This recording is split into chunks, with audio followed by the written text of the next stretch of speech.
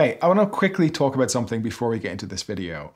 I want to talk about how photographers on YouTube just seem to be little more than mouthpieces for popular brands lately. It's a bit embarrassing. If you look through your YouTube feed, I'm sure you'll see thumbnails after thumbnails after thumbnails of a particular new camera, which has had a product launch recently.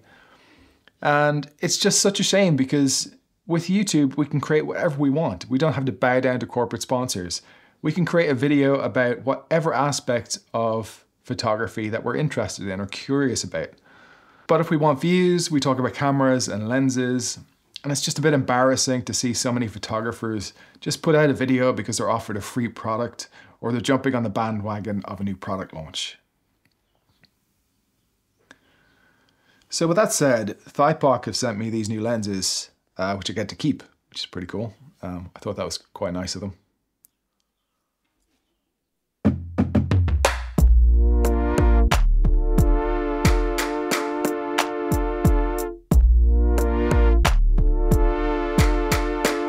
So I've been using these Thypoch lenses for about 3 months. I've enjoyed using them. They are great lenses. They are really well made.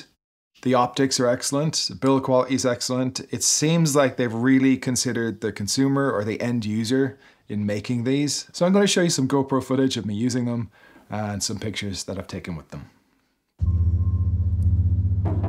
This video was almost going to be a more traditional review of these lenses with MTF charts and pixel peeping, but then I thought about what I would want to see in a video before I bought a lens. And I figured I just want to see someone using them. I want to see someone taking pictures with them to demonstrate the kind of pictures I can expect to get if I mount this on a Leica M10. That's what this video is going to be. So I quite like this shot. I liked how she was just holding her hair. I thought it was quite strange. It's a beautiful day. The low winter sun is just streaming down these side streets in London. London's absolutely beautiful on days like this. I quite like how the light isolates people like that if you edit it in the right way. Here's my buddy, he's a barista in Soho. And I've taken his portrait as part of a project last year where I was photographing strangers in Soho. I took about 50 portraits of people in Soho. It's in the last magazine actually, if you've seen that. Yeah, so what I'm trying to do is just isolate people using light and shadow. And also what I'm trying to do is maybe align some colors because, you know, there's red buses and red traffic light and just kind of wait for someone with red socks or some kind of red clothing. And then I get kind of lucky and I see this woman with a red jacket. I mean, it's not all that interesting, but it's kind of fun to just wait and see what happens. Hey, so I'm just jumping in to mention the street photography magazine that myself and Josh make. We are 7 issues into it now, and we have interviews and features with over 40 photographers, including Andre Wagner, Evelyn Hoffer, Janet Delaney, Greg Girard, Richard Sandler, Matt Stewart, loads more. We think it's a great way of finding inspiration and getting insights into each photographer's approach and technique and interests. It's available now from frame-lines.com, and you can get 10% off with code YouTube10. So this is one of my favorites from the 3 days, and I thought that image just gave you a sense of place and give you the impression of being there, which is something I like to do in photographs.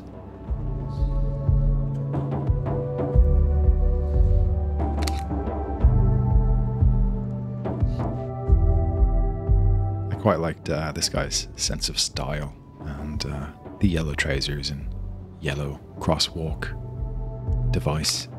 I wasn't quite sure what to do with the composition, so I thought I'd get a little bit closer. Yeah, I mean, it's okay.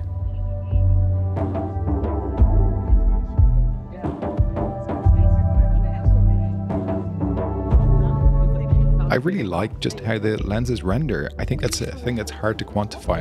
It's a hard thing to even address when you're reviewing it in more technical ways. Just the quality of the rendering, the kind of image that you can get from lenses. And some lenses render more clinically, some lenses render with a more analog kind of feel.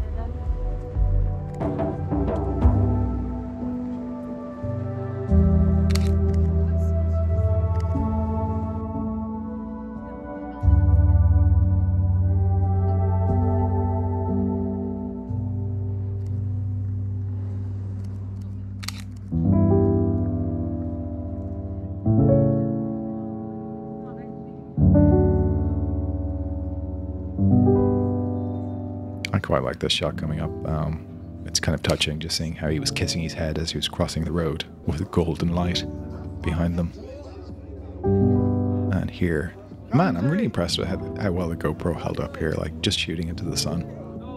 I like that one with the detail of her hand just cupping his elbow. Sense of intimacy there. I think that's something you can do quite well with wider lenses like a 35 or 28. And you can see here, just shooting into the sun, how it is flaring, but I think it says a lot about the quality of the coatings in these lenses, that it's flaring in quite a nice, flattering way. Day 2, and the opposite, it's raining and it's miserable. So I'm photographing people in bus windows looking quite glum. And that is my buddy Joanna, who was mad enough to join me today to take photographs. And in day 2, I'm using the 28 Simera. I think they compare quite favorably. I think the 28 maybe is the nicer lens of the two, or it could just be that 28 is a bit more fun to use. It does seem to be a little bit sharper, although not by a huge noticeable amount. Both of the lenses, however, I mean, you can shoot them wide open, and you don't see that usual issue of shooting a cheaper lens wide open where you get lots of chromatic aberration and you get super heavy vignetting. These do vignette wide open a little bit, and they vignette as far as like f2.8, but if anything, it just sort of adds to the image and is easily corrected in post-processing anyway. When you take those raw files into Lightroom or Capture One, you can easily correct for vignetting if you need to. You can create a custom profile that does it automatically.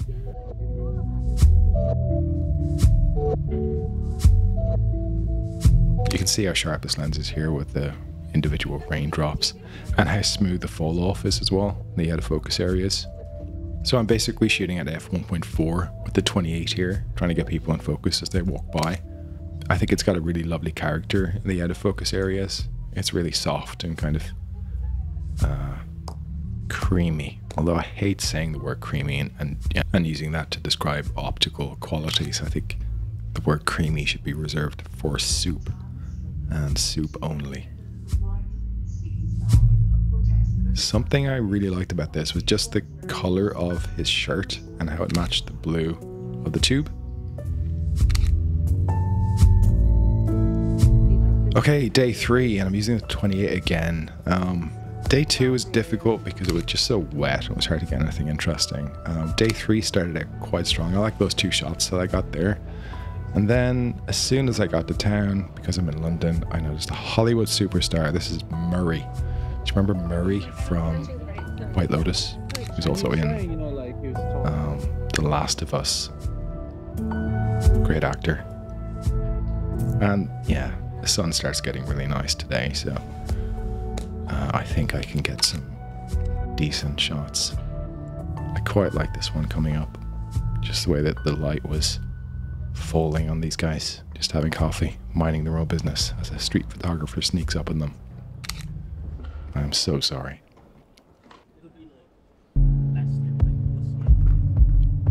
Yeah, just beautiful light on this day.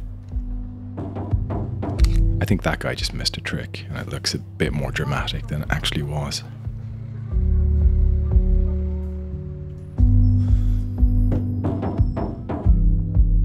I wish I got maybe a bit closer to these two. The way she was just eating her licorice was kind of funny.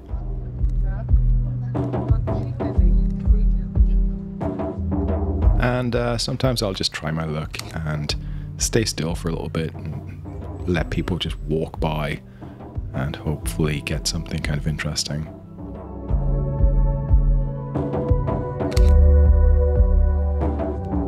And that's it.